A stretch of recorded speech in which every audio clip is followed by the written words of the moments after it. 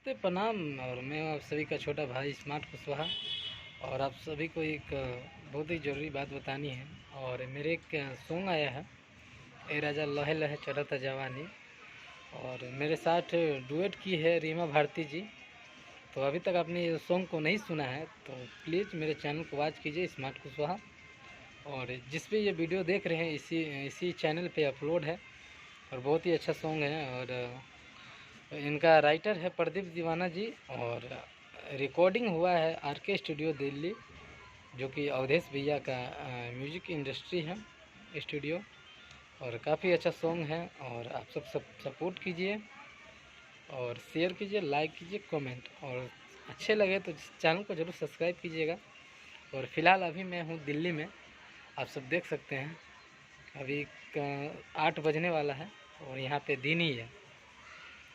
तो अब मैं बहुत 1 महीने से यहाँ पे दिल्ली में रह चुका हूँ।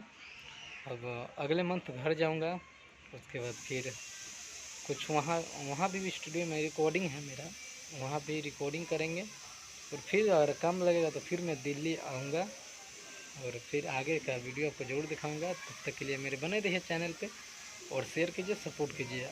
आपका भाई singer smart Kushwaha. Love you, thank you.